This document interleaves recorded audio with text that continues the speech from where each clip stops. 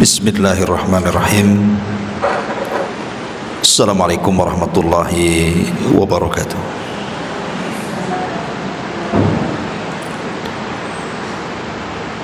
Alhamdulillah, wassalatu wassalamu ala rasulillah wa ala alihi wa sahbihi wa mawalah wa la hawla wa la quwata illa billahi wa ba'du. Kita lanjutkan kajian kita, masih membahas kitab Arba'in Nawawi, dan kita masuk pada hadis ke-41. Kita baca hadisnya. An Abi Muhammadin Abdullah ibn Amr ibn As radhiyallahu anhuma qala Rasulullah sallallahu alaihi wasallam la yu'minu ahadukum hatta yakuna hawahu taba'an lima ji'tu bihi. Hadithun hasanun sahihun rawainahu fi kitabil hujjati bi isnadin sahih. Dari Abu Muhammad Abdullah ibn Amr ibn As radhiyallahu an, dia berkata, Rasulullah sallallahu alaihi wasallam bersabda,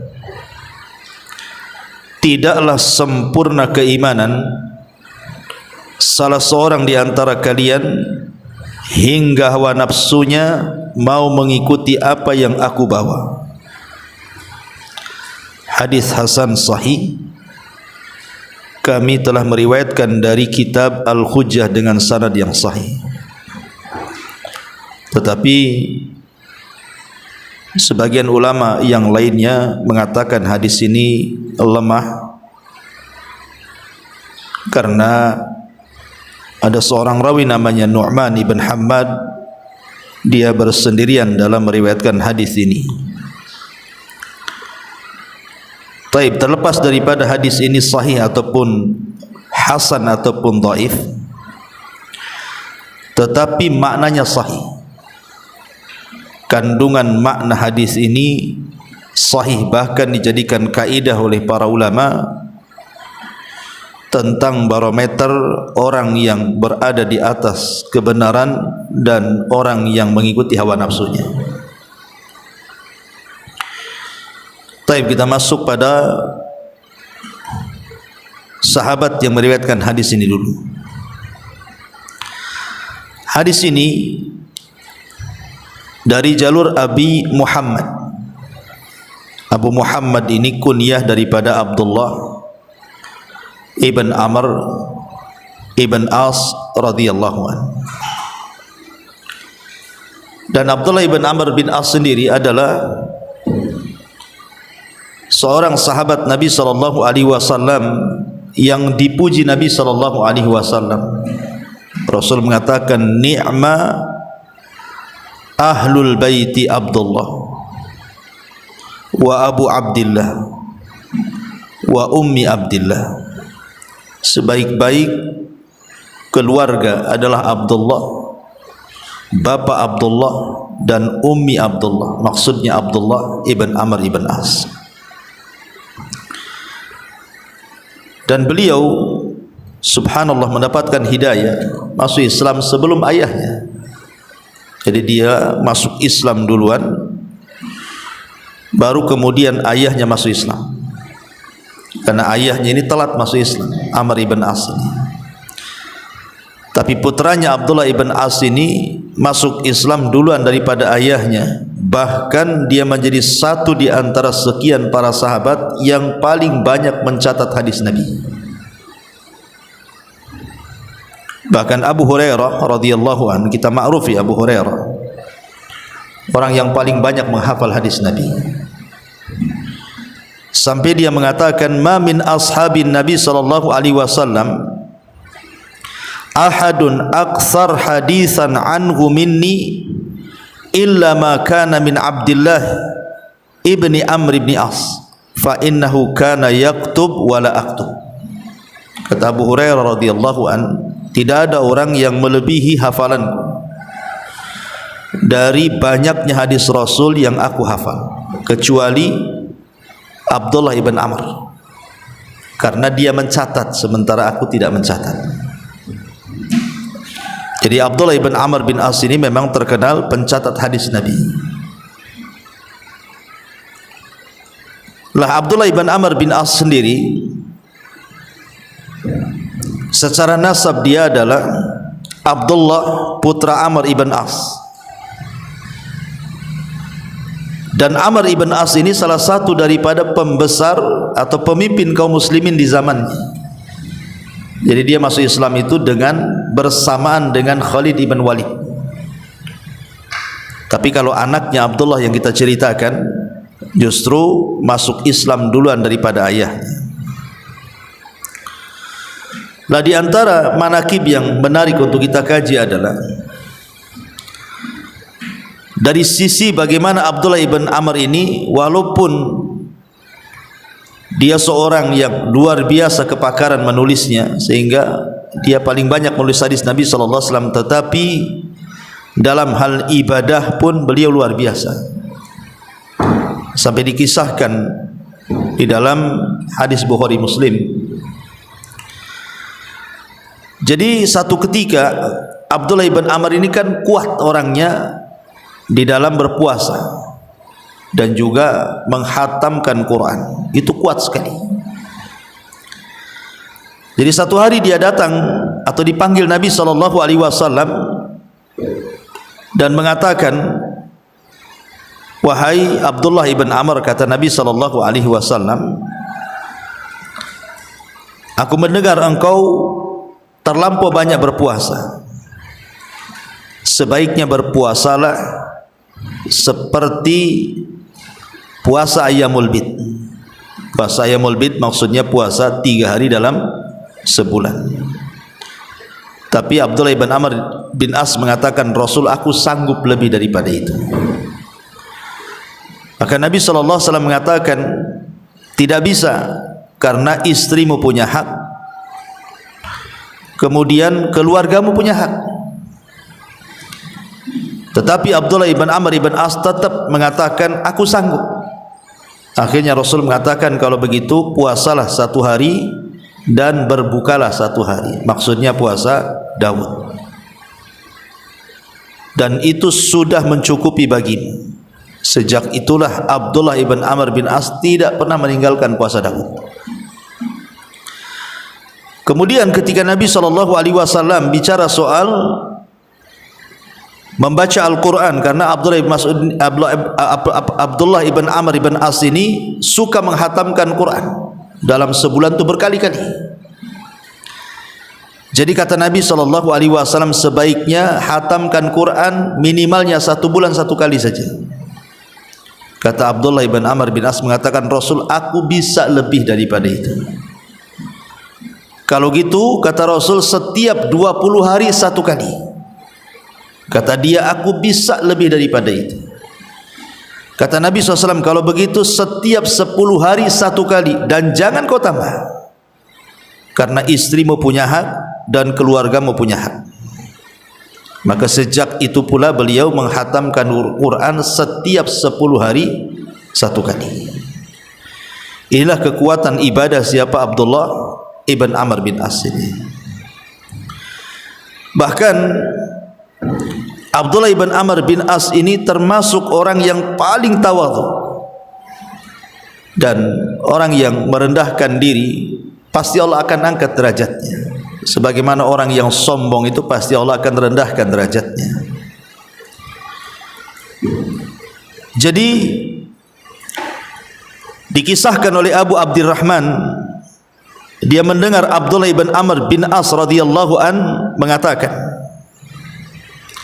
la an akuna ashira asharati masakin yaumal qiyamah ahabbu ilayya min an akuna ashira asharati aghniya fa innal aktsarin humul aqallun yaumal qiyamah illa man qala hakadha wa hakadha ay yatasaddaq yaminan wa shimalan.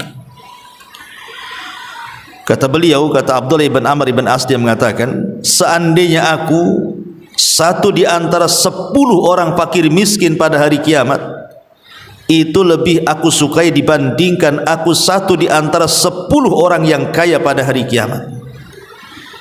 Karena orang-orang yang kaya pada hari kiamat justru mereka akan sedikit, kecuali kalau dia menginfakkan hartanya ke kanan dan ke kiri.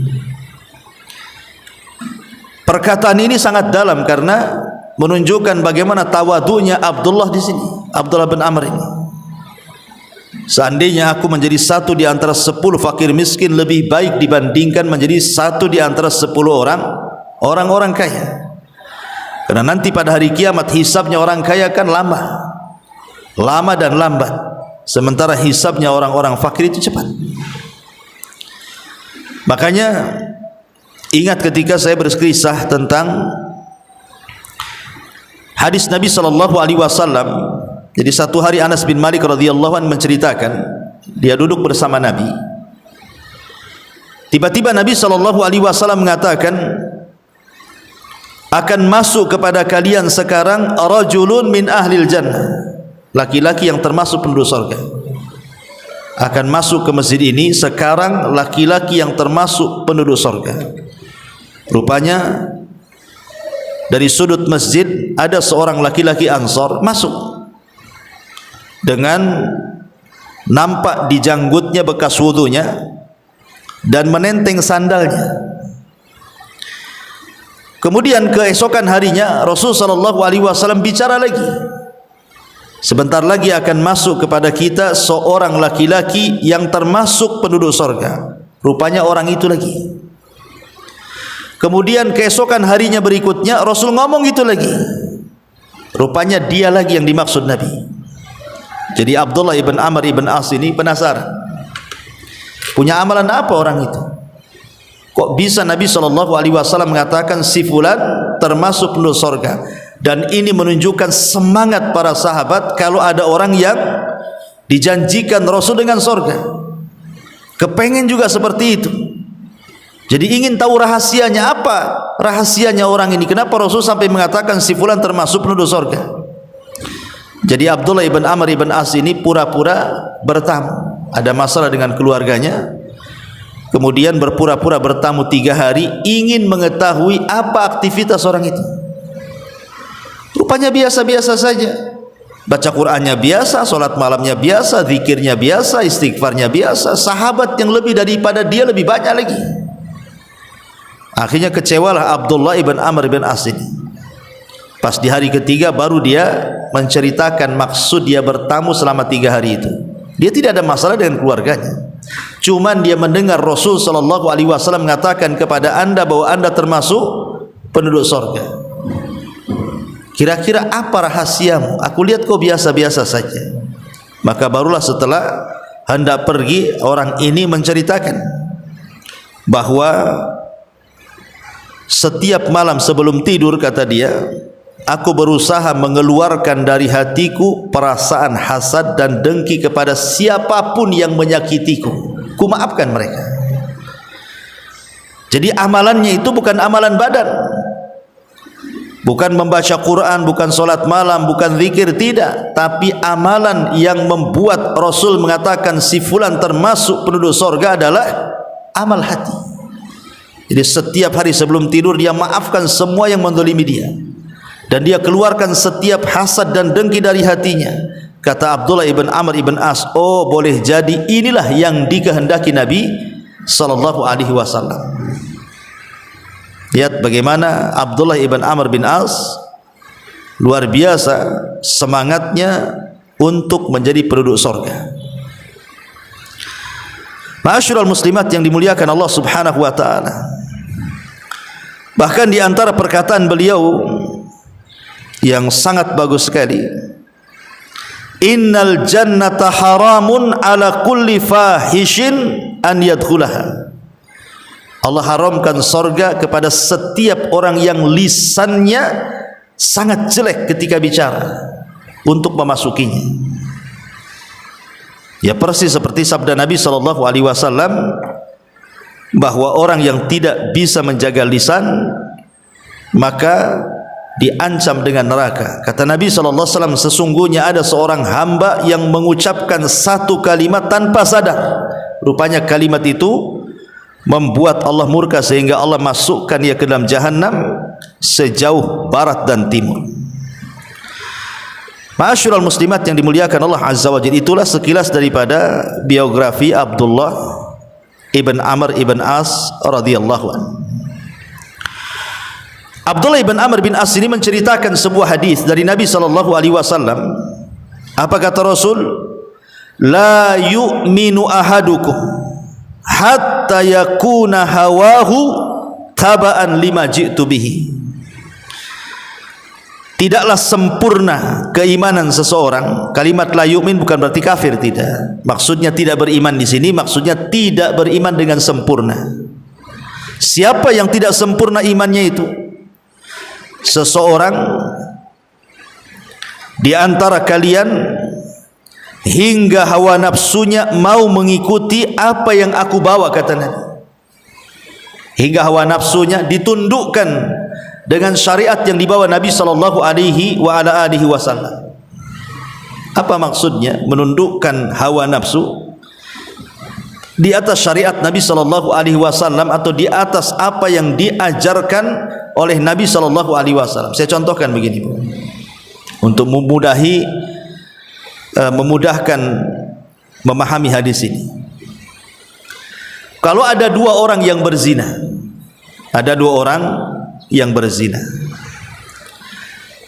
kemudian dua orang laki-laki yang gemar berzina ini, atau dua orang wanita yang gemar berzina, terserah siapa saja, dinasihati, jangan berzina karena Allah mengharamkan zina.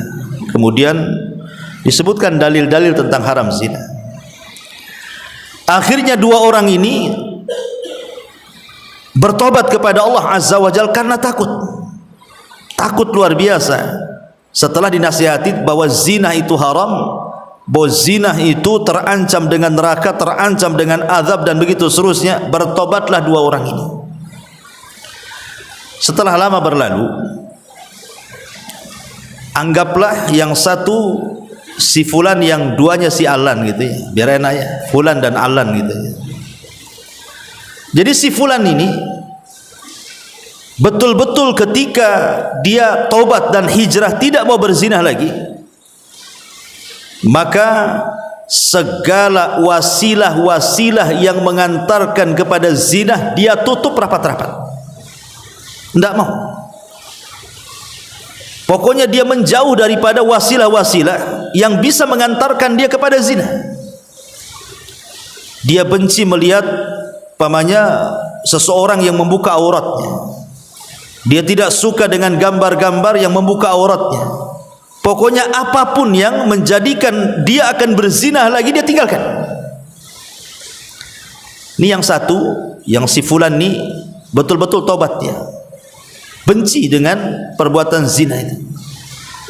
Tapi yang kedua, dia masih rindu untuk berzina, tetapi dia takut berzina karena haram. Jadi dia terkadang melihat ada gambar, ada foto seorang wanita ataupun laki-laki, nampak auratnya gitu kan, terbayang dia ingin berzina, tapi tidak berzina, takut untuk berzina karena zina itu haram. Perhatikan antara dua orang ini, yang satu betul-betul meninggalkan zina, bahkan wasilah-wasilah zina saja dia tidak mau, betul-betul dia benci kepada zina dan wasilah-wasilahnya dia benci. Berarti orang yang pertama ini sudah menundukkan hawa nafsunya kepada syariat Rasul, ya. Yang satunya dia belum bisa menundukkan, walaupun dia tidak melakukan maksiat, tetapi hawa nafsunya masih kepengen ke situ. Bisa dipahami ya contohnya? Atau kita buat contoh lain. Jangan berzina, anggap saja pemabuk ya. Ada dua orang mabuk. Kemudian dinasihati, janganlah kalian minum khamar. Minum khamar itu dosa, perbuatan setan, dan begitu seterusnya. Bertobatlah keduanya. Yang satu nih, si A nih, betul-betul dia bertobat, memang tidak mau mendekati khamar. Lihat botolnya khamar aja benci luar biasa. Dan apabila ada orang yang cerita tentang khamar, dia langsung pergi.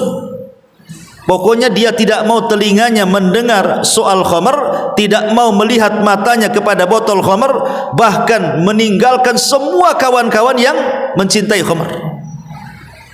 Ini si A nih. Si B pula tidak. Si B ini kalau nampak ada botol khamar walaupun kosong dipegangnya, kemudian teringat dulu dia minum khamar dan kepengen, tapi tak mau. Kenapa? Karena khamar haram, dia sudah tahu. Tapi keinginannya ada, ingin minum khamar lagi itu ada. Cuman karena takut, dia sudah multazim, dia sudah berjanji untuk tidak minum khamar, makanya dia tidak minum khamar, cuman angan-angannya saja. Berarti si A ini telah menundukkan hawa nafsunya terhadap syariat Nabi, dan si B ini belum bisa menundukkan hawa nafsunya. Itulah makna bahwa Nabi SAW mengatakan tidak sempurna keimanan salah seorang di antara kalian hingga hawa nafsunya mau mengikuti apa yang aku bawa. Bisa dipahami ya hadis ini ya dengan dua contoh itu. Taib. Ma'asyiral muslimat yang dimuliakan Allah Subhanahu wa taala. Hadis ini dijadikan kaidah oleh para ulama tentang ta'zim, pengagungan terhadap dalil. Pengagungan terhadap dalil. Bahwa kita harus tunduk kepada apapun keputusan Allah dan Rasulnya. Kalau dalil sudah mengatakan A, maka A. Dalil sudah mengatakan B, maka B. Itulah artinya mengagungkan dalil. Sebab kalau kata dalil A kita ke B, kata dalil B kita ke A, berarti hawa nafsu kita belum bisa ditundukkan kepada dalil. Dahulu di zaman Nabi SAW, ketika Nabi SAW pertama kali menyerukan hijrah para sahabat, Rasul itu meminta kepada para sahabat untuk hijrah. Allah sudah mengizinkan ada satu tempat di Madinah, itu tempat cocok untuk hijrah. Ayo kita sama-sama hijrah. Kita bangun kota Madinah menjadi kota Islam. Rupanya ada sebagian sahabat yang tidak mau hijrah. Alasannya masih sayang dengan bisnisnya. Ini kalau hijrah ke Madinah mau cari kerja apa di sana? Ya. Masih sayang dengan keluarganya, masih sayang dengan rumahnya, masih sayang dengan peternakannya. Akhirnya karena ada sebagian kecil yang masih sayang dengan urusan dunia, Allah turunkan ayat kepada mereka. Surah At-Taubah ayat 24. Allah mengatakan, "Qul in kana aba'ukum wa abna'ukum wa ikhwanukum wa azwajukum wa ashiratukum wa amwalun iqtaraftumuha wa tijaratun tahsawna kasadaha wa masakinu tardawnaha ahabba ilaikum minallahi wa rasulih wa jihadin fi sabilihi fatarabbasu hatta ya'tiyallahu bi amrih wallahu la yahdil qaumal fasikin." Katakan ya Muhammad kepada mereka itu, orang yang tidak mau hijrah karena masih cinta dunia, katakan kepada mereka, jika bapak-bapak kalian, anak-anak kalian, saudara kalian, pasangan kalian, keluarga kalian, harta yang kalian cari, perniagaan yang kalian takut akan kebangkrutannya, atau tempat tinggal yang kalian sukai, itu lebih kalian cinta dibandingkan Allah, Rasul dan jihad, tunggu. Allah Subhanahu wa ta'ala nanti akan datangkan urusannya kepada kalian, karena Allah tidak suka dengan orang-orang fasik. Lihat ayat ini semakna dengan hadis tadi, bahwa kita jangan sampai hawa nafsu kita ini liar. Karena hawa nafsu ini terbagi menjadi dua kan. Ada hawa nafsu yang baik, ada hawa nafsu yang tidak baik. Kapan hawa nafsu itu baik? Apabila bisa ditundukkan dengan syariat, maka hawa nafsu itu jadi baik. Seperti hadis ini, tidak beriman seseorang sampai hawa nafsunya tunduk kepada apa yang aku bawa, kata Rasul. Berarti hawa nafsu yang seperti ini terpuji, karena hawa nafsunya tertundukkan dengan syariat. Tetapi hawa nafsu yang tercela itu adalah hawa nafsu yang liar, yang tidak mau tunduk dengan syariat. Dan itu yang banyak ya. Yang banyak di masyarakat ini ada orang yang tidak berani mengucapkan kalimat hak karena takut dengan suaminya, takut dengan istrinya, takut dengan anaknya, takut dengan orang tuanya, takut dengan kabilahnya, takut dengan desanya, takut dengan kelompoknya. Tidak berani dia mengeluarkan kata-kata yang benar itu. Berarti dia masih mengikuti hawa nafsunya, belum bisa menundukkan hawa nafsunya. Contoh yang real di lapangan, orang sudah tahu riba itu haram, tahu riba itu haram kan, jelas dalilnya Quran sunnah. Tapi banyak orang itu yang tidak mau meninggalkan riba kan, padahal jelas-jelas haramnya. Kalau kita katakan kepada mereka, akhi ini riba ini, ukhti ini riba ini, iya anak tahu ini riba, dan riba itu dosa. Lah kenapa enggak ditinggalkan? Ya saya mau makan apa nanti, saya mau kerja apa, saya harus kemana, siapa yang ngasih makan anak istri saya, macam-macam ceritanya kan. Dia tidak bisa meninggalkan perbuatan dosa karena ada kekhawatiran-kekhawatiran. Itu berarti mengikuti hawa nafsunya kepada hawa nafsu dia, bukan menundukkan hawa nafsunya kepada syariat yang dibawa Nabi SAW. Dan itu yang umum di masyarakat, seperti itu ya. Contoh saja kalau ngaji kayak gini lah, saya bisa hitung ada 30-40 orang di sini. Kalau hadir semua adalah 100 orang kan gitu. Coba ibu buat dangdutan, nggak usah ngundang ya, datang nggak? Datang, lebih banyak yang datang dibandingkan yang nggak datang kan. Padahal sudah jelas-jelas itu kan, ngaji itu ada manfaatnya, ngaji itu ada pahalanya, ngaji itu bisa menggugurkan dosanya, dan begitu seterusnya. Tapi banyak orang yang sehat badannya, ada peluang untuk ngaji, tidak mau melangkahkan ke tempat pengajian, berarti masih belum bisa menundukkan hawa nafsunya. Di sisi lain, kalau ada acara-acara yang tidak ada manfaatnya, dangdutan kah, musik-musik kah, organ tunggal kah, apalah gitu, atau sekarang musim kampanye ya, musim politik kan, mesti banyak tuh acara-acara itu, datang mereka. Nah, itulah ma'asyiral muslimat yang dimuliakan Allah Azza wa Jal. Padahal di dalam surah An-Nisa ayat 56 Allah katakan, fala wa rabbika la yu'minun hatta yuhaqqimuka fima syajara bainahum wa la yajidu fi anfusihim harajan mimma qadaita wa yusallimu taslima. Maka sekali-kali demi Rabbmu, mereka tidak dianggap beriman sampai mereka menjadikan engkau hakim wahai Rasul terhadap perselisihan di antara mereka, kemudian mereka tidak mendapati dalam diri mereka rasa berat terhadap apa yang kau putuskan, dan mereka menerima apapun keputusan. Tapi apa yang terjadi sekarang? Sudah jelas dalilnya, bukan sami'na wa ata'na, persis seperti Bani Israel mengatakan sami'na wa asaina, kami dengar, kami maksiat, kami dengar, kami pikirkan, dan begitu seterusnya.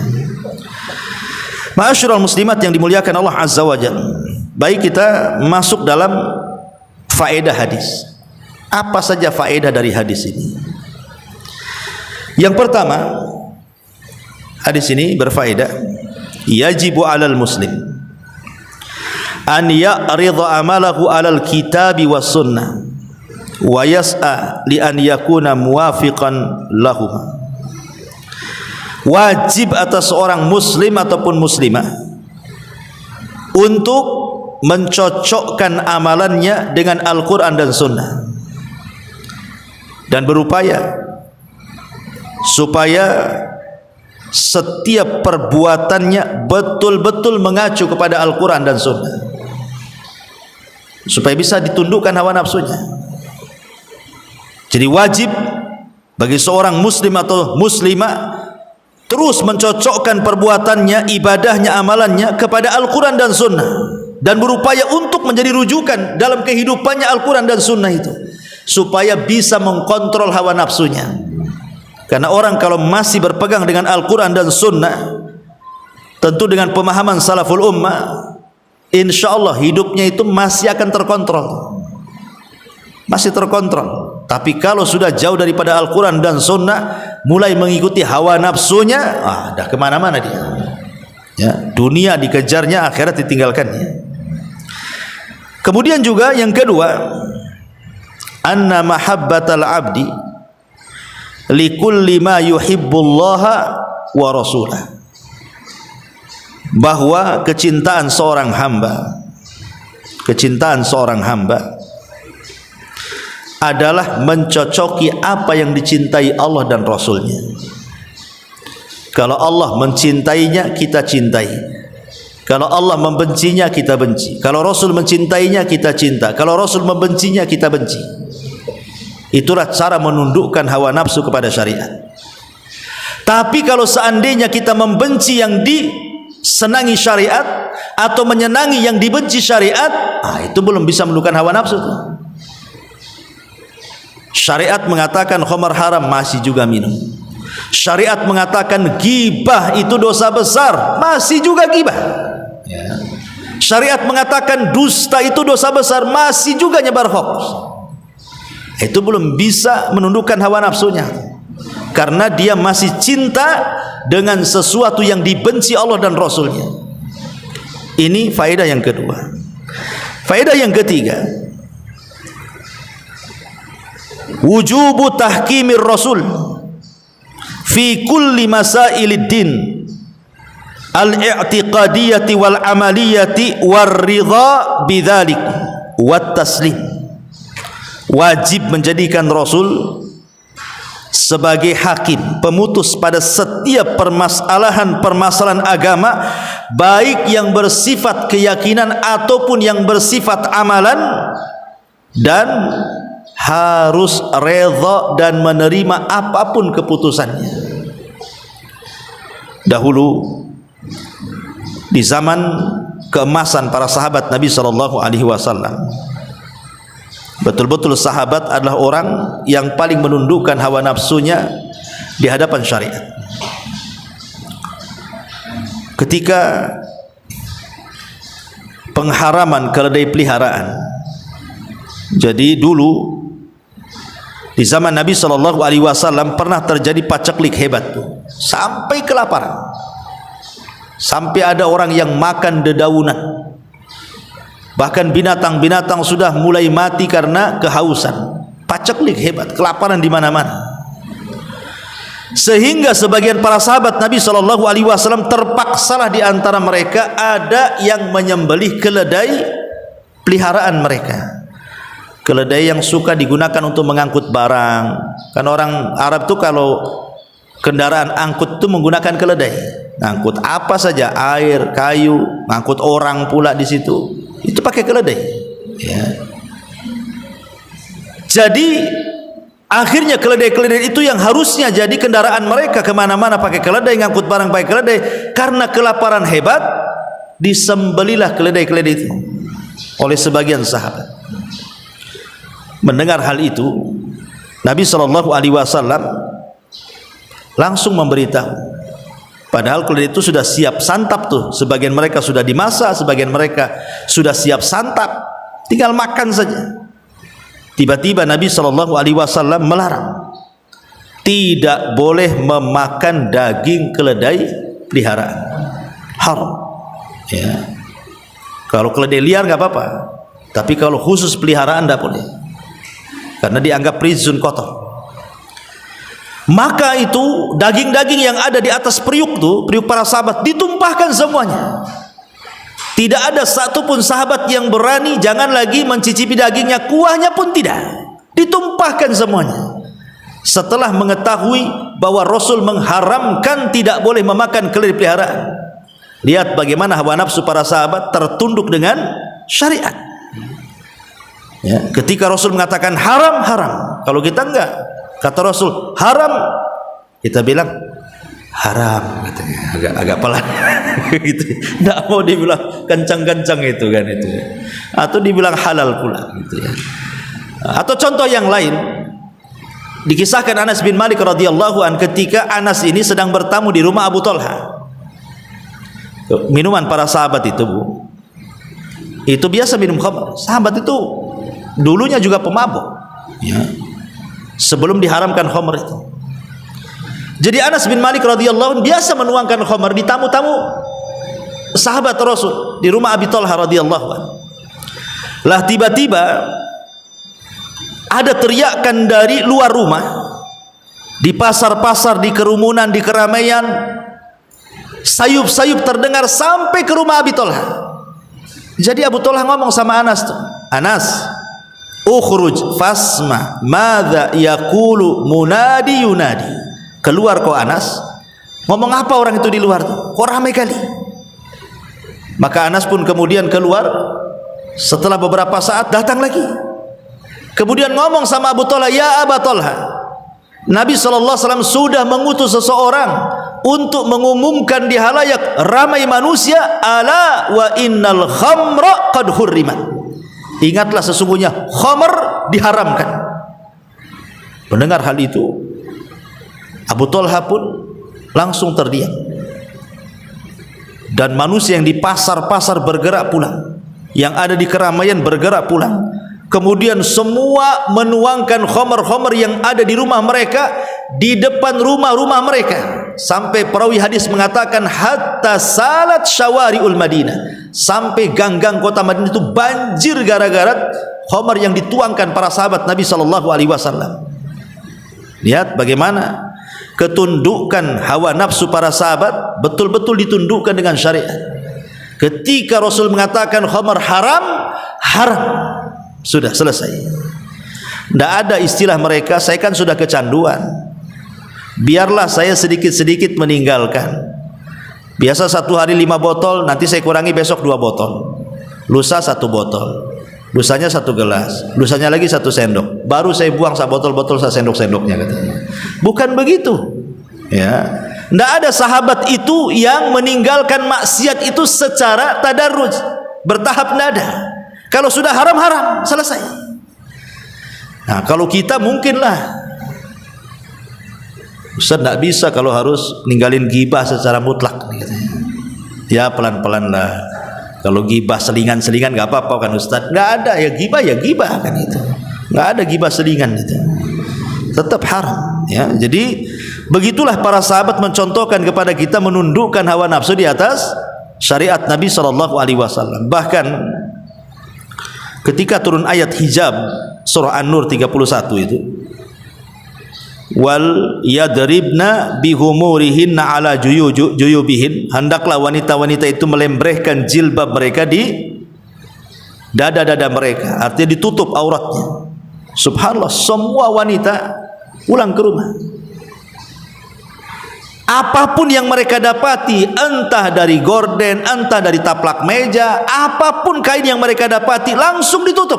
Ka'annahunna, seolah-olah ka'anna ru'usihinna, seperti kepala-kepala mereka itu seperti burung gagak. Gagak itu kan warnanya hitam, ya. Jadi sampai kepalanya itu seperti burung gagak. Tahu Bu, burung gagak itu, perhatikan burung gagak itu yang hitam ya. Gagak ada warna lain ya? Nggak ada ya kan? Gagak ya hitam lah, ya. Ya tengok burung gagak itu, sak mata-matanya hitam. Nah, kalau kita nengok kepala burung gagak tuh hitam semua tuh. Kemudian apa nih? Patuknya juga hitam, matanya juga hitam, rambutnya juga hitam kan? Ah, begitulah Rasul mengistilahkan seperti kepala mereka itu seperti burung gagak, hitam semuanya karena ditutupi, tidak ada celah lagi, matanya ketutup semuanya. Begitulah para sahabat Nabi SAW, sahabiah Rasul SAW di zaman itu ketika perintah hijab betul-betul ditutup, ya. Tidak mikir dulu. Sekarang kan mikir dulu nih. Orang yang nggak pernah hijab tiba-tiba tergerak untuk hijab, ngacanya itu sampai mau pecah kacanya itu, cocok miring sini sana sini. Mungkin jilbab itu sampai 10 jilbab itu asik cabut pasang. Cocok nggak cocok, cocok nggak cocok gitu saja kan. Anda minta pula pendapat orang, cocok nggak katanya. Kalau nggak cocok saya nggak pakai jilbab katanya. Ini gimana ceritanya ya? Jadi orang seperti itu belum bisa menundukkan hawa nafsunya. Kemudian juga contoh yang lain, ketika Nabi SAW sedang sholat ya. Di tengah-tengah sholat tiba-tiba Nabi SAW melepaskan sandal, dilepas begitu saja sandalnya. Sahabat Nabi di belakang ini, karena kan posisinya sedang sholat, bukan sedang selesai sholat, sedang sholat. Rasul jadi imam, tiba-tiba Rasul melepas sandal. Jadi di pikiran para sahabat itu, jangan-jangan turun wahyu nih, tidak boleh pakai sandal ketika sholat. Akhirnya semua sahabat ikut-ikut melepas sandal. Jadi selepas sholat Rasul tanya. Rasul itu punya mukjizat, mampu memandang ke belakang seperti memandang ke depan. Itu mukjizatnya Nabi ya. Dia tidak perlu CCTV Nabi itu. Jadi ke belakang dan nampak dia, sebagaimana dia nampak memandang ke depan. Kata Rasul, kenapa kalian ikut-ikut melepas sandal ya? Sahabat polos saja, Rasul, kami melihat anda melepas sandal, kami pula ikut melepas sandal. Kata Rasul, jangan. Tadi aku sholat melepas sandal itu karena Jibril datang memberitahu di sandalku ada kotoran, makanya aku lepas. Pertanyaannya, apa di sandal kalian ada kotoran? Coba lihat. Jadi sahabat itu apapun yang dilakukan Rasul langsung dilaksanakan, tidak terpikir sama sekali begini begitu, tidak ya. Seperti Umar bin Khattab tuh ketika mencium Hajar Aswad, dia mengatakan, hei batu, aku tahu kau ini seonggok batu. Kalau aku tidak melihat Rasul mencium kamu, buat apalah aku cium kamu tuh. Bayangkan otak secerdas Umar saja tunduk kepada syariat Nabi. Itulah makna daripada tidak sempurna iman seseorang sampai hawa nafsunya bisa ditundukkan dengan apa yang aku bawa, kata Nabi ya. Ini juga diantara faedahnya. Kemudian faedah yang keempatnya, faedah yang keempat, annahu la khiyara li ahadin fi amri qadahu Allah wa rasul.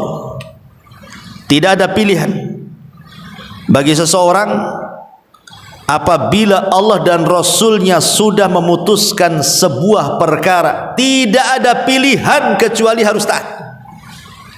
Tidak ada pilihan. Di zaman Nabi ada seorang laki-laki namanya Julaibib. Pernah tahu bukan kisahnya Julaibib? Julaibib ini sahabat Nabi SAW yang paling fakir, tidak punya rumah sama sekali. Jadi atapnya langit, ya rumahnya bumi. Dia tidur sembarang tempat. Tidak punya nasab yang bagus, tidak punya harta, tidak punya kehormatan, bahkan hampir tidak dikenal. Datang saja tidak menggenapkan, pergi pula tak mengganjilkan. Nah, itulah Julaibib ya. Jadi Julaibib ini satu hari dipanggil oleh Nabi. Ini sahabat sedang kumpul gini, sini Julaibib ya. Ada apa wahai Rasul? Kata Nabi SAW, Julaibib, tidakkah kau mau menikah? Tidakkah kau mau menikah? Ala tatazawwaj? Kata Julaibib, ya Rasulullah. Lihat, Julaibib tidak mengatakan aku tak punya harta untuk mahar, aku tak punya uang untuk walimah. Bukan itu yang dijawab oleh Julaibib ketika Rasul mengatakan, kenapa kau tak menikah? Kata Julaibib, Rasul, wanita mana yang mau dengan Julaibib? Nah, itu jawabannya ya. Kalau ini yang jadi jawaban, susah orang mau nikah ya. Tapi kalau bilang saya nggak punya harta, bisa dikasih harta nikah. Tapi kalau jawabannya wanita mana yang mau dengan Julaibib, walaupun punya harta tetap wanita tamu dengan saya, gitu seolah-olah. Akhirnya Julaibib pergi. Disangka Rasul ini mungkin bercanda kan gitu. Besoknya datang lagi, dipanggil lagi, hei Julaibib, afala tatajawaz? Menikahlah, katanya. Kata Julaibib sambil agak emosi, Rasul, kan sudah kukatakan kemarin, siapa yang wanita yang mau dengan Julaibib? Pergi dia. Besoknya dipanggil lagi, pertanyaannya sama. Julaibib, kenapa kau tak menikah? Marah Julaibib sama Nabi. Rasul, sudah kukatakan wanita mana yang mau dengan Julaibib? Sudah. Ya. Kata Rasulullah, begini Julaibib, saya utus kamu temui rumahnya si fulan. Itu rumah berada di tengah-tengah rumah-rumah Ansar. Di rumah itu ada anak gadis. Katakan kepada orang tuanya, saya adalah utusan Rasul. Nikahkan putrimu denganku, ini keputusan Nabi. Cukup ngomong gitu saja. Berangkat Julaibib. Ya. Kemudian betul-betul sudah ketemu tuh rumahnya. Diketuknya rumah itu, Assalamualaikum. Yang buka bapaknya, Waalaikumsalam. Kaget bapaknya. Julaibib, ngapain kau kesini? Tidak wahai fulan, inni Rasulillah sallallahu alaihi wasallam, jawiz ibnataka alayya, hadza amrun nabi. Apa kata Julaibib? Begini wahai Tuan, aku adalah utusan delegasi Nabi. Nabi yang menyuruh aku kemari, katanya engkau punya anak gadis, nikahkan anak gadismu denganku, ini perintah Nabi katanya. Kata bapaknya geleng-geleng kepala, apa enggak ada orang selain Julaibib? Kenapa tidak Abu Bakar saja? Kenapa tidak Umar? Kenapa tidak Utsman? Kenapa tidak sahabat yang lain? Kenapa mesti Julaibib? Kata bapaknya. Tapi karena ini perintah Rasul, kata bapaknya, tunggu dulu, saya harus runding dengan ibunya. Masuklah bapaknya kepada ibunya dan mengatakan bahwa Rasul mengutus anak muda dan mengatakan nikahkan putrimu denganku. Kata ibunya, dengan siapa? Julaibib. Hah, Julaibib? Apa enggak ada lagi selain Julaibib? Katanya. Ya, karena Julaibib ini disebutkan orangnya hitam, pendek, miskin, tidak punya nasab, tidak dikenal orang. Macam mana orang mau dengan Julaibib kan gitu? Tapi karena ini perintah Rasul, akhirnya Julaibib datang. Tapi kedua orang tuanya ini agak berat gitu. Kalau dengan Abu Bakar pikir poligami lah kan, begitu istilahnya kan. Janganlah dengan Julaibib gitu. Dengan Utsman ke, dengan Abdurrahman bin Auf ke, terserahlah. Jangan dengan Julaibib pokoknya. Subhanallah, di balik tabir itu anak wanitanya mendengar, seolah-olah kedua orang tuanya menolak perintah Nabi. Langsung anak perempuannya keluar, kemudian marah di hadapan kedua orang tuanya dan mengatakan, nikahkan aku dengan Julaibib. Kata anak wanitanya ini, nikahkan aku dengan Julaibib, karena aku yakin setiap utusan yang diutus Nabi SAW pasti membawa kebaikan. Nikahkan aku dengan dia, katanya. Subhanallah, malah anak gadisnya pula berakal dibandingkan orang tuanya. Akhirnya orang tuanya pun, ya kan anaknya sudah ngomong begitu, yang mau anaknya kan bukan orang tuanya, terdiamlah orang tuanya itu. Ketika anak gadisnya mengatakan, ataruddani Rasulillah, apakah engkau akan menolak utusan Rasul sallallahu alaihi wasallam? Dari sini turun ayat. Masalah Julaibib ini turun ayat. Apa ayatnya? Wa ma kana lil mu'minin wala mu'minatin idza qadallahu wa rasuluhu amran an yakuna lahumul khiyaratu min amrihim wa man ya'sillaha wa rasulahu faqad dhalla dhalalan mubina. Tidak layak bagi seorang mukmin laki-laki dan perempuan, kalau Allah dan Rasulnya sudah memutuskan sebuah perkara, tiba-tiba ada kebimbangan dalam hatinya. Tidak layak bagi seorang mukmin seperti itu. Karena barang siapa yang berpaling dari perintah Allah dan Rasulnya, sungguh dia akan tersesat dengan kesesatan yang nyata. Akhirnya menikahlah wanita ini dengan Julaibib di malam pertama. Dan itu malam setiap anak muda yang menunggu-nunggu orang menikahkan. Tiba-tiba datang seruan dari Nabi SAW, ya khailullah irkabu, hei kuda-kuda Allah, bersiaplah tempur kalian. Julaibib memandang istrinya, ya, dan mengatakan, malam ini ada dua seruan, seruan tempat tidur dan seruan jihad. maka aku memilih seruan jihad. Kata istrinya, pergilah wahai suamiku. Belum mencicipi malam pertama, langsung pergi. Sudah perang berkecamuk luar biasa, dan Allah menangkan peperangan itu oleh kaum muslimin. Maka Nabi SAW memerintahkan, hitung semua pasukan yang terluka, pasukan yang mati, pasukan yang selamat.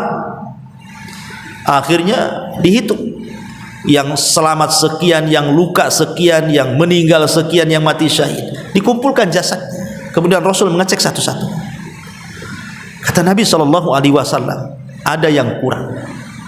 Kata sahabat, siapa wahai Rasul? Semua sudah lengkap. Yang meninggal sudah lengkap, yang terluka sudah lengkap, yang selamat sudah lengkap, semua sudah lengkap. Kata Rasul, tidak ada yang kurang. Sahabat masih bingung, ya, hitung lagi, dihitung lagi. Kata Rasul, masih ada yang kurang. Kemudian kata Rasulullah, aina Julaibib? Di mana Julaibib? Subhanallah, di tengah-tengah pasukan saja sahabat enggak kenal Julaibib. Kenapa? Karena saking fakirnya, saking miskinnya, sampai enggak dikenal orang. Maka Rasul mengatakan, di mana Julaibib?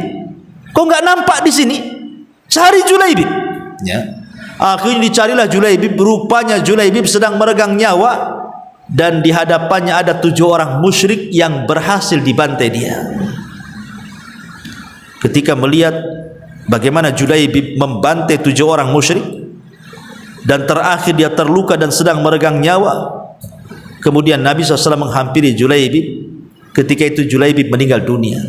Maka Rasul sedih, meletakkan kepalanya di paha Rasul dan mengatakan, inna Julaibaba minni wa ana minhu. Julaibib bagian diriku dan aku bagian diri. Lihat bagaimana ketundukan kisah ini, bahwa kalau Allah dan Rasulnya sudah memutuskan sesuatu, jangan ada pilihan, karena itu bentuk menundukkan hawa nafsu kepada syariat. Inilah diantara faedah hadis ke-41. Wallahu a'lam bishawab.